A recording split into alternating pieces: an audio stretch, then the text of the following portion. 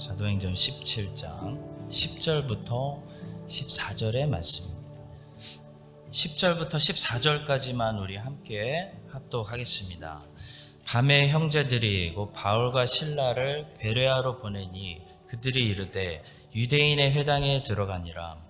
베레아에 있는 사람들은 데살로니가에 있는 사람들보다 더 너그러워서 간절한 마음으로 말씀을 받고 이것이 그러한가 하여 날마다 성경을 상고하므로 그 중에 믿는 사람이 많고 또 헬라의 귀부인과 남자가 적지 아니하나 데살로니가에 있는 유대인들은 바울이 하나님의 말씀을 베레아에서도 전한 줄을 알고 거기도 가서 무리를 움직여 소동하게 하거늘 형제들이 곧 바울을 내보내어 바다까지 가게 하되 실라와 디모데는 아직 거기 머물더라. 아멘.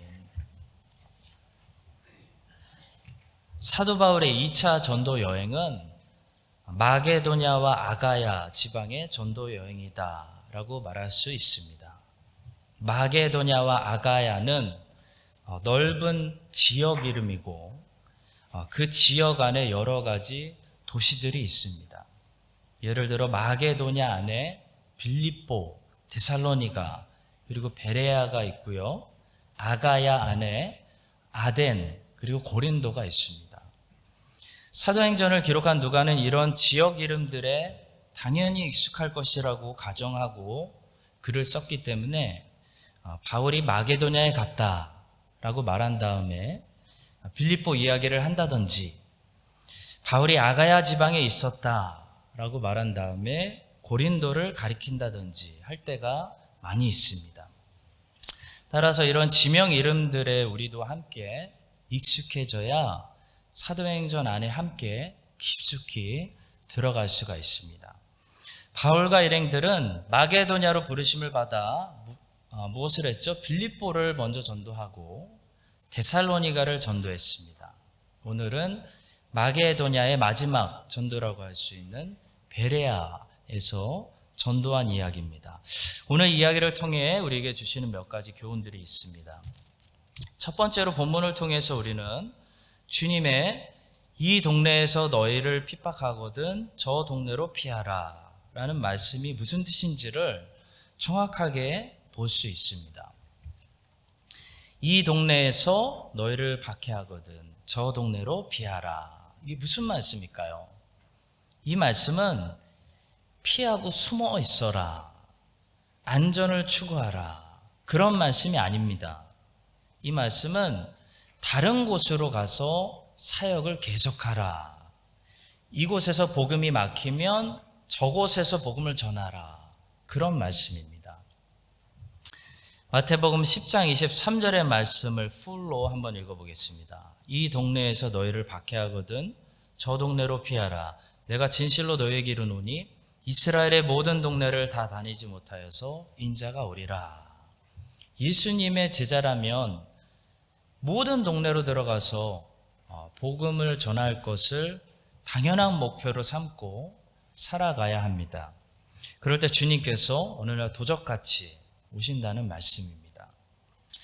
자, 오늘 본문에 보시면 바울과 실라는 데살로니가에서 새 안식일 3주밖에 있지 못하고 급히 쫓겨나게 되었습니다. 그런데 바울과 실라는 데살로니가에서 더 기회를 얻지 못했다고 해서 사역을 멈추지 않았습니다. 다른 곳으로 옮겨서 새롭게 사역을 했다는 거죠. 그래서 베레아 복음 전도가 시작되었습니다.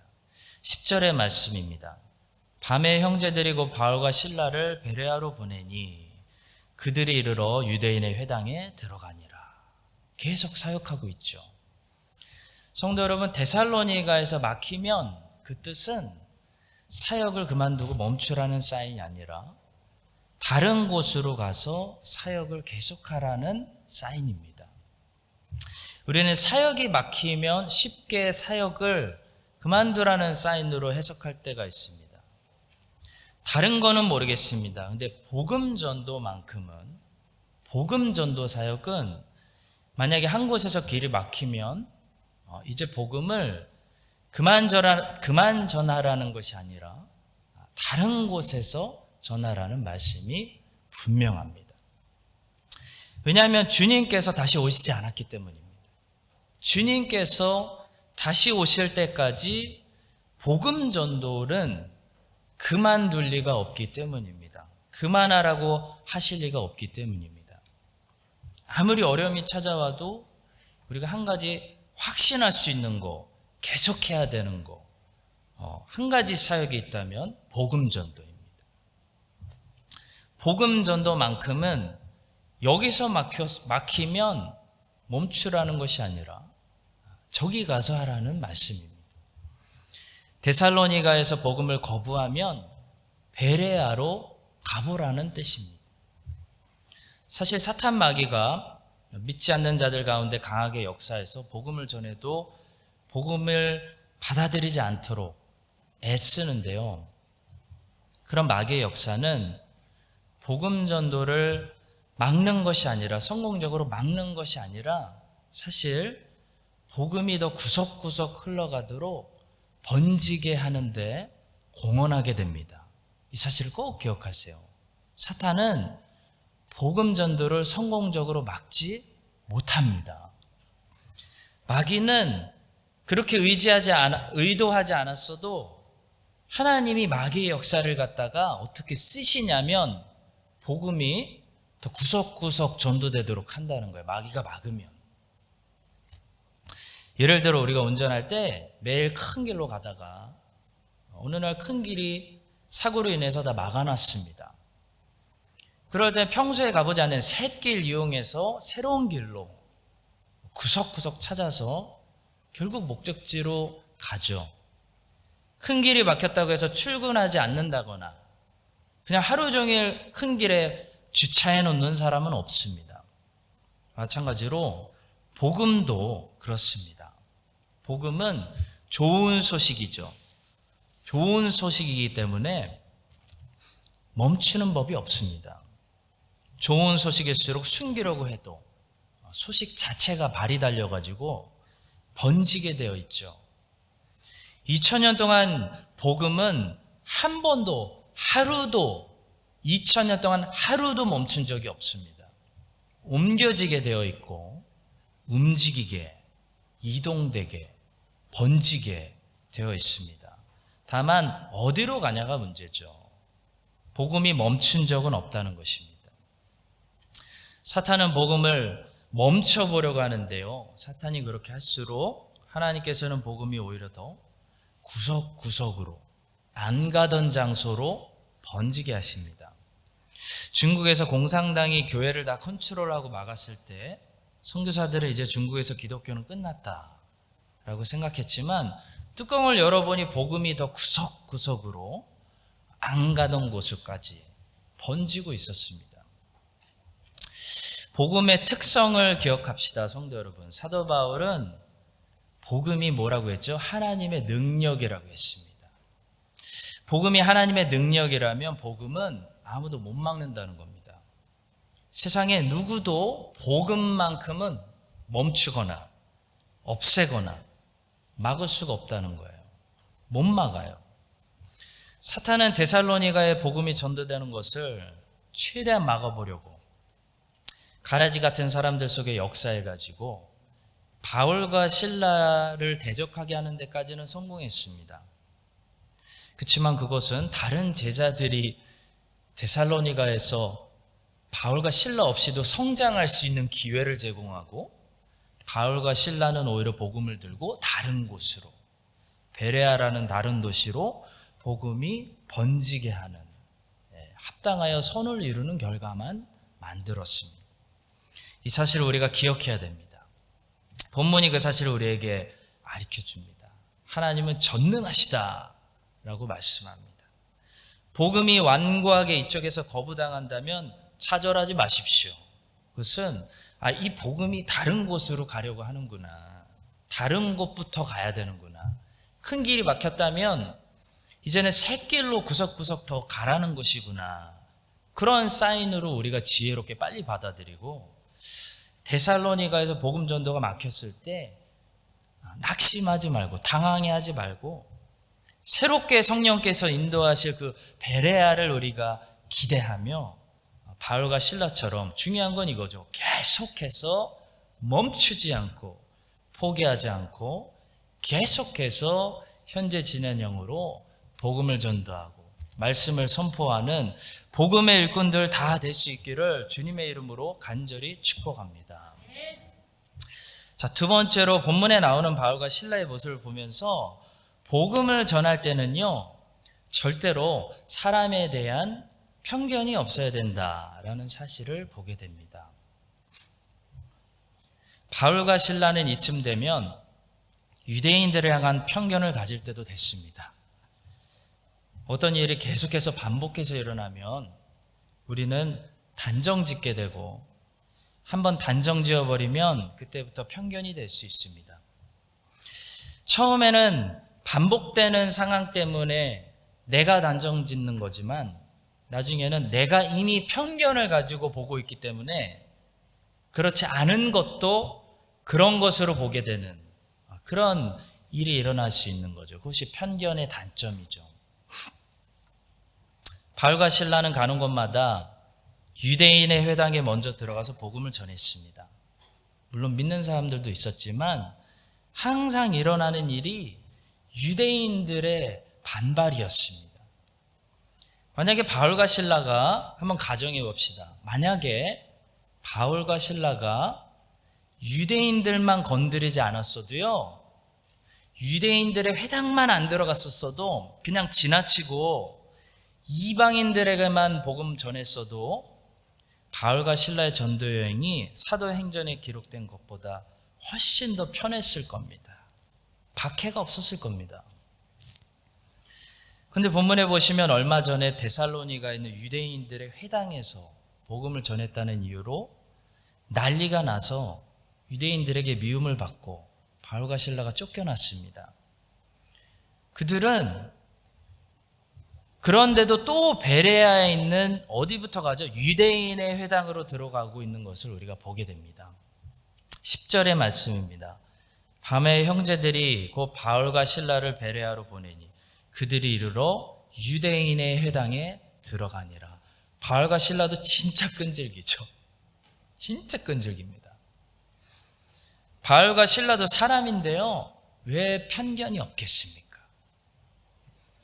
바울과 실라가 이상할 정도로 천진난만하거나 기억력이 심하게 떨어지지 않는 이상 그들은 아마도 베레아에 있는 유대인의 회당으로 들어가면서 무슨 생각을 했을까요? 긍정적인 생각보다는 또 뭐가 올까? 부정적인 반응, 심한 핍박을 각오하고 들어갔을 것입니다. 근데 본문은 우리들에게 의외의 결과를 보여주죠. 베레아에 있는 유대인의 회당에 들어가서 복음을 전했더니 거기 유대인들이 또 헬라인들이 데살로니가에 사는 유대인들처럼 펄펄 뛴 것이 아니라 이런 반응을 보였다고 11절이 말씀합니다. 베레아에 있는 사람들은 데살로니가에 있는 사람들보다 더 너그러워서 간절한 마음으로 말씀을 받고 이것이 그러한가 하여 날마다 성경을 상고했다라고 말합니다. 놀랍죠. 아마도 베레아에 있는 유대인들보다 바울과 실라가 더 깜짝 놀랐을 것 같습니다. 와, 여기 사람들은 다르다. 여기 뭐지? 복음을 여러 지역에서 많이 전도해 본 사람들은 사람들이 참 반응이 다르다 하는 것을 느껴본 적이 있을 것입니다. 바울과 실라는 많은 지역에서 복음을 전해봤기 때문에 이 베레아 사람들의 반응이 다르다, 특별하다라는 것을 금방 알았습니다. 그들은 정말 탁월한 반응을 보였습니다. 베레아 전도는 의외였습니다. 베레아 전도는 바로 전에 있었던 데살로니가 전도와 너무나 다른 반응을 보였습니다. 성도 여러분, 이것 때문에 우리가 복음 전할 때 편견을 버리고 선입견을 버리고 또 안 될 거야 라는 편견을 버리고 늘 새롭게 시작하는 마음으로 해야 된다는 거죠. 적어도 전도할 때는. 만약에 바울과 실라가 과거에 있었던 경험을 토대로 우리 유대인의 회당은 들어가지 말자, 패스하자, 라고 했다면 어떻게 됐을까요? 어떻게 됐을까요? 거기서 복음을 들어야 하는 자들이 복음을 듣지 못하게 되었을 것입니다. 성도 여러분, 인생을 살면서 다른 부분에 대해서는 우리가 어느 정도 선입견을 가질 수밖에 없습니다. 인간이다 보니까.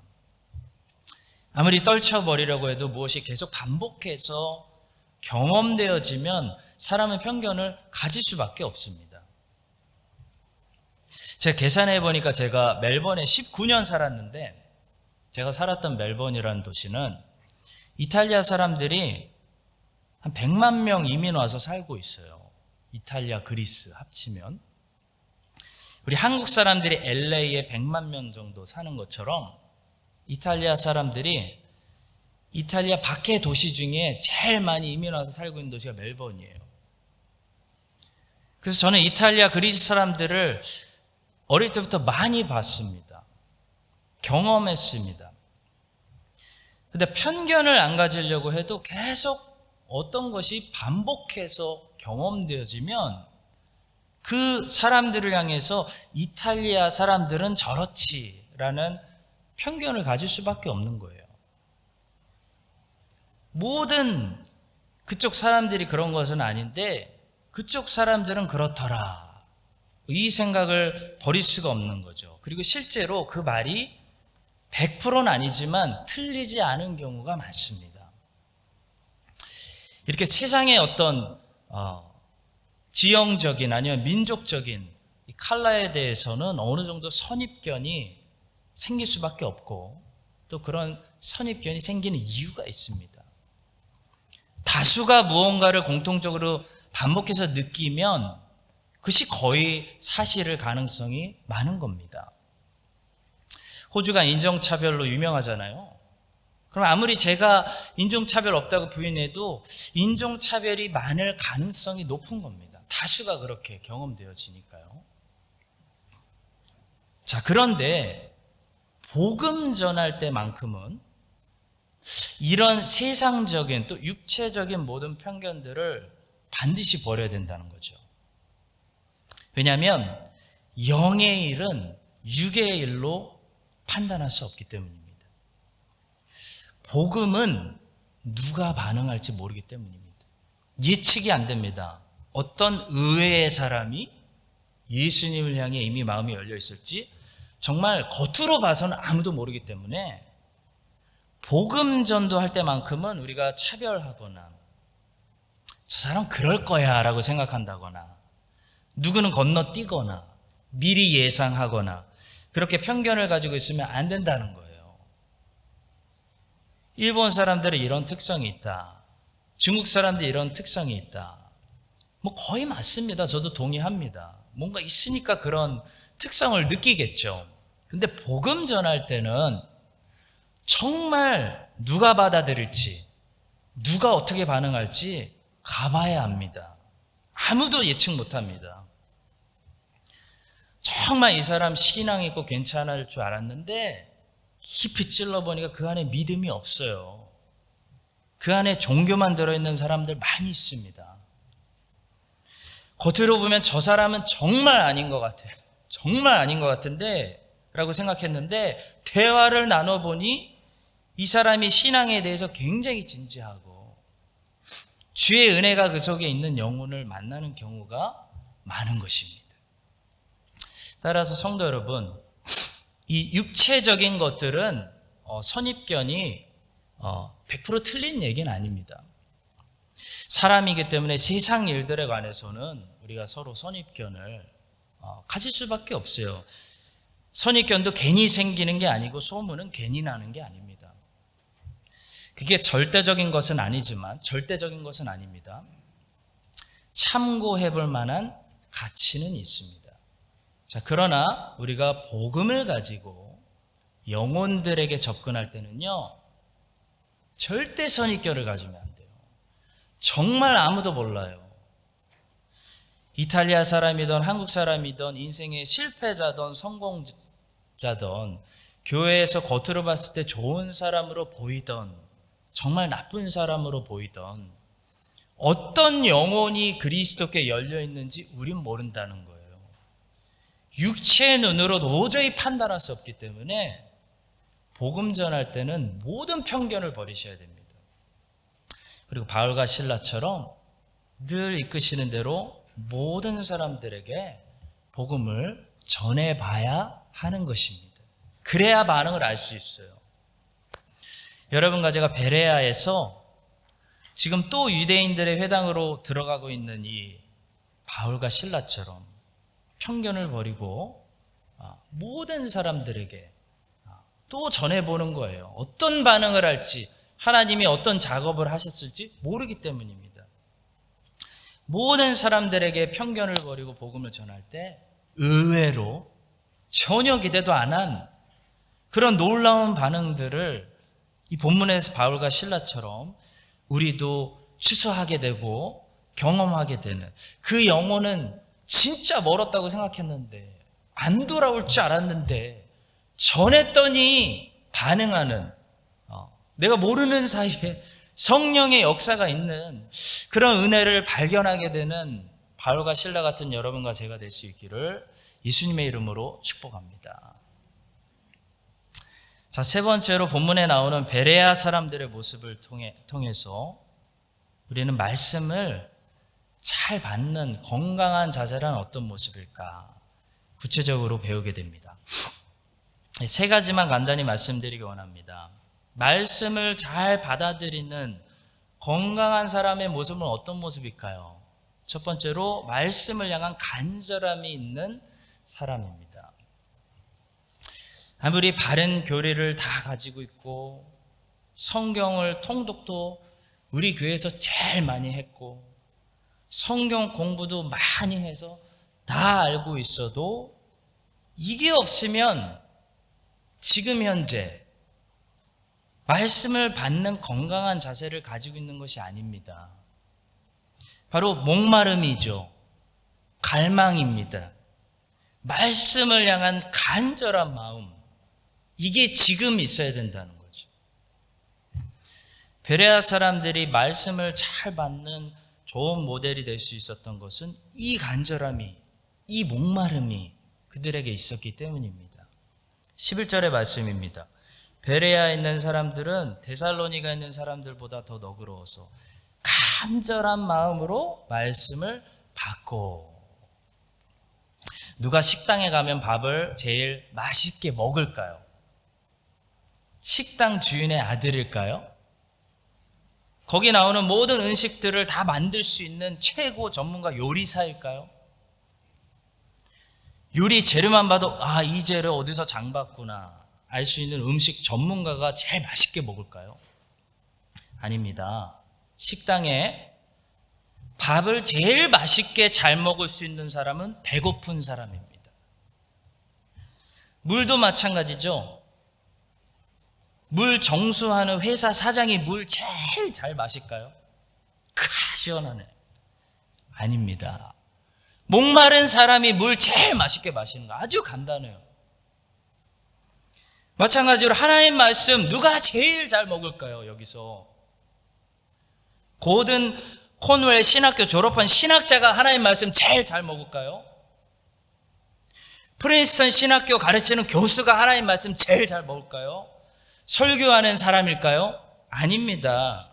오늘 이 자리도 마찬가지인 거예요. 제일 하나님 말씀 잘 받아먹는 사람은 말씀에 간절함이 있는 사람입니다. 성도 여러분, 말씀을 전하는 자나 받는 자나 우리 신앙 항상 점검해 봐야 하는 부분이 이 부분이에요. 이 말씀을 향한 배고픔, 목마름이 나에게 여전히 있는가라는 부분입니다. 간절함이 사라지면 그때부터 뭐도 사라지냐면 말씀이 맛이 사라져요. 꿀맛으로 느껴지지가 않습니다. 말씀을 꿀맛으로, 내 영혼의 꿀맛으로 느끼게 하는 것은 우리 영혼의 가난함, 심령이 가난한 자, 간절함입니다. 말씀만 주셨으면 좋겠다. 엄마가 먹지 말라는 간식으로 정크푸드로 이미 배를 다 채웠어요. 상상해 보세요. 더 들어갈 데가 없어, 배에. 그러면 한정식을 그 앞에 어머니가 차려준들 그것이 꿀맛이겠습니까? 고문이죠, 고문. 배부른데 먹으라 그러니까. 맛없는 거예요. 마찬가지로 말씀의 간절함을 느끼고 싶다면 다른 것들로 정크푸드로 배가 불러서 오지 않도록 우리 배를 좀 굶기고 나올 필요가 있는 것입니다. 우리가 저녁에 예를 들어 좋은 곳에서 식사 약속이 있으면 어떻게 하죠? 한 오후 4시까지 과자 먹고 사탕 먹고 그러고 가시나요?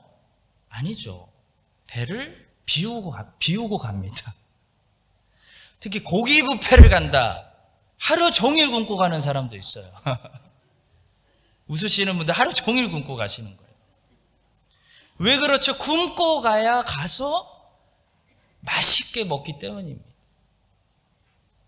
하나님 말씀이 맛이 없는 이유 뭘까요? 배가 불러서 그래요.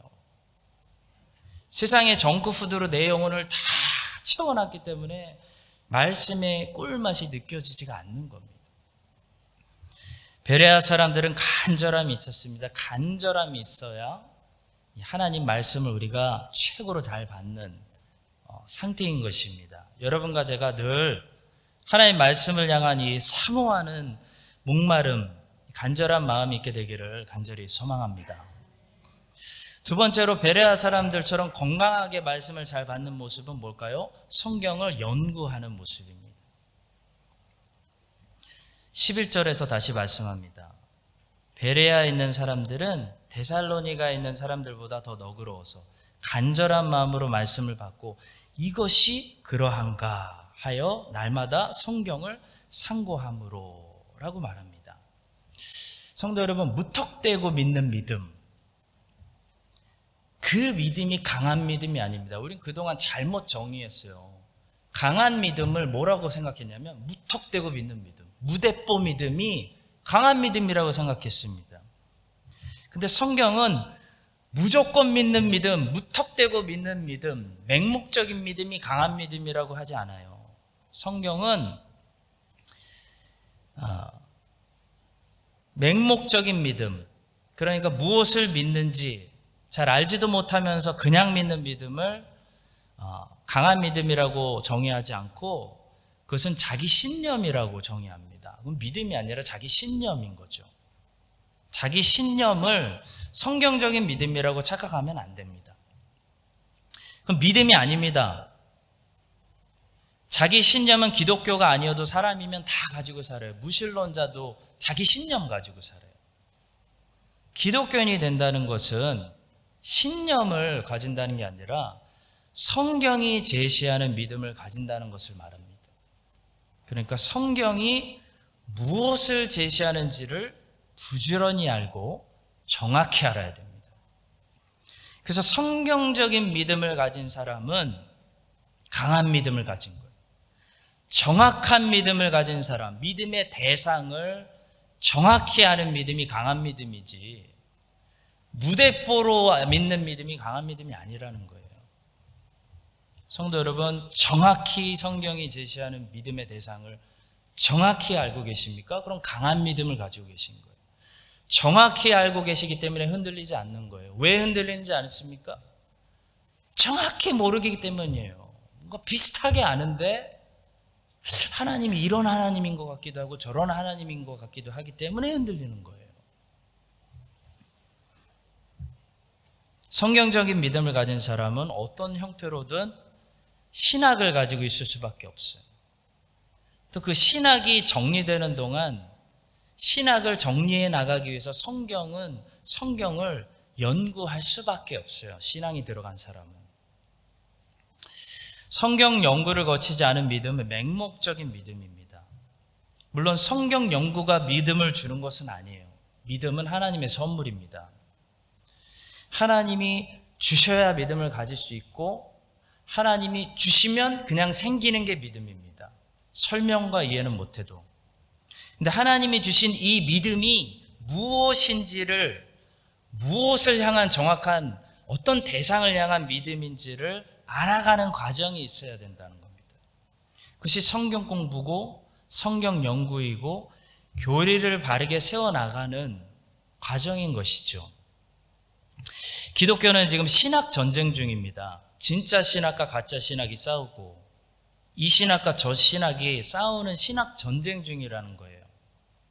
이럴 때 성경이 말씀하는 바른 믿음이 무엇인가? 우리는 무엇을 믿는가?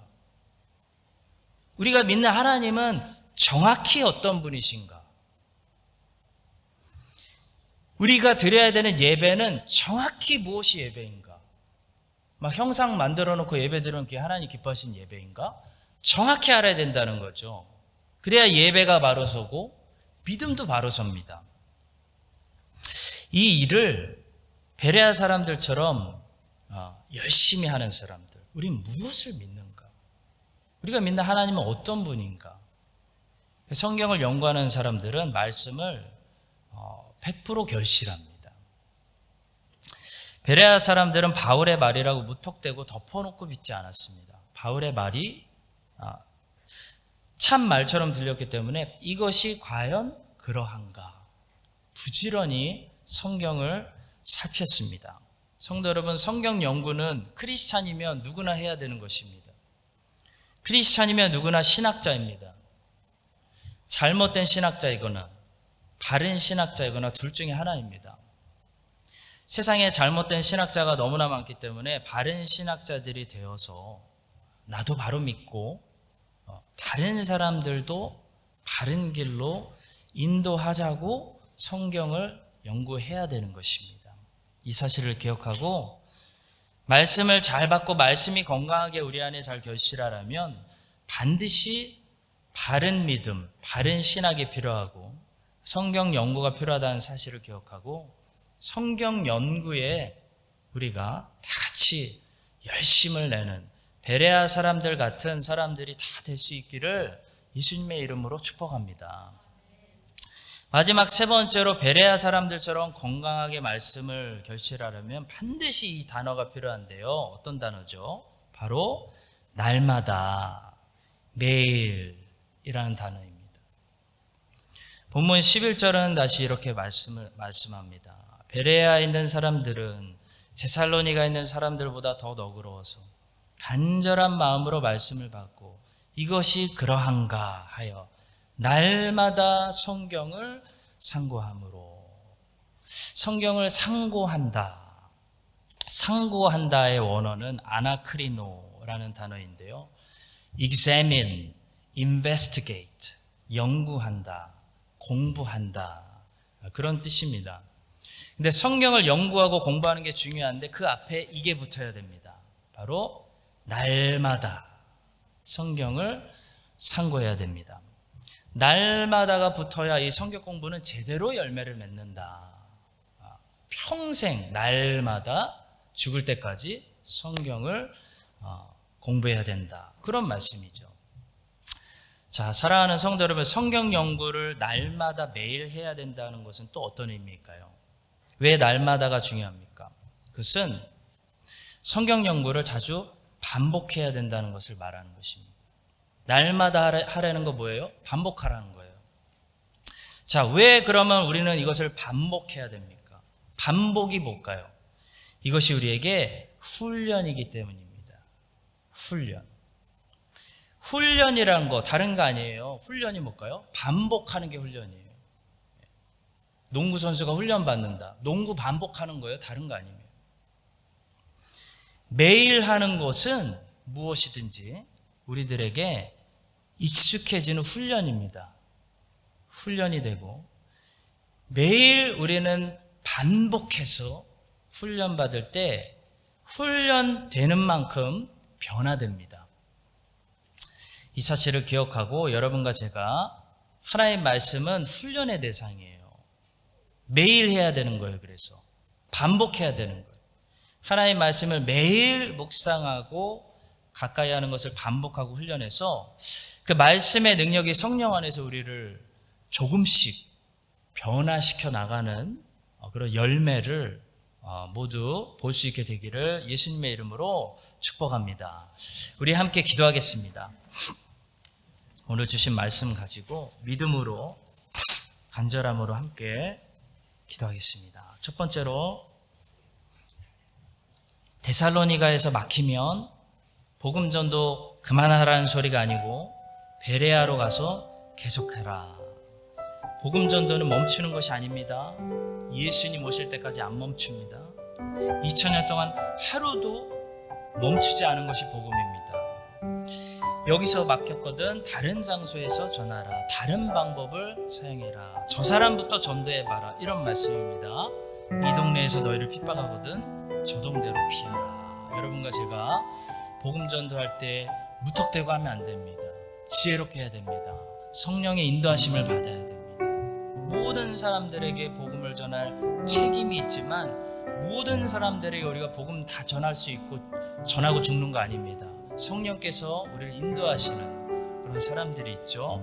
우리 함께 복음 전도를 멈추지 않고 계속해서 데살로니가에서 막힐 때 새 길을 찾아서 안 다니던 길도 찾아내서 베레아까지 갈 수 있도록 우리 함께 기도하도록 하겠습니다. 하나님 감사합니다. 두 번째로 기도하겠습니다. 바울과 실라는 편견이 없이 또다시 유대인들의 회당에 들어갔을 때 정말 뜻밖의 의외의 그런 유대인들과 헬라인들을 발견했습니다. 누가 복음 앞에서는 누가 언제 어떤 반응 보일지 절대 장담하시면 안 됩니다. 아무도 모릅니다. 내일 그 사람 어떻게 변할지 아무도 몰라요. 하나님만 아시는 거예요. 사울이 핍박하러 갔다가 예수님 만나고 그 다음날부터 예수님 전했습니다. 아무도 모르는 거예요. 그러니까 복음 전할 때만큼은 우리가 모든 편견을 버려야 됩니다. 말씀은 모든 사람들한테 전해야 되는 거예요. 평생 거부하던 그 영혼이 그날 받아들일지 아무도 모르기 때문입니다. 우리가 편견을 버리고 복음 말씀 전도만큼은 모든 이에게 우리가 또 용기를 내서 할 수 있도록 기도하도록 하겠습니다. 주님 우리 계속해서 기도하겠습니다. 베레아 사람들처럼 여러분과 저의 말씀을 받는 상태가 다시 건강해질 수 있도록 첫 번째 간절함입니다. 배고픔, 목마른 사람이 가장 맛있게 먹는 것입니다. 또 성경을 연구해야 됩니다. 맹목적인 믿음, 무턱대고 믿는 믿음이 강한 믿음이 아닙니다. 정확히 믿는 믿음이 강한 믿음입니다. 무엇을 믿는지, 누구를 믿는지 정확히 알아야 됩니다. 성경을 공부해야 됩니다. 매일 공부해야 됩니다. 반복이기 때문입니다. 훈련이기 때문입니다. 훈련 받을 때 거기서 열매가 나옵니다. 우리 함께 베레아 사람들처럼 건강한 좋은 밭이 말씀 결실 100배 하는 밭이 될 수 있도록 마지막으로 함께 자신을 위해서 기도하고 각자 기도하고 돌아가겠습니다. 할렐루야. 기도하겠습니다.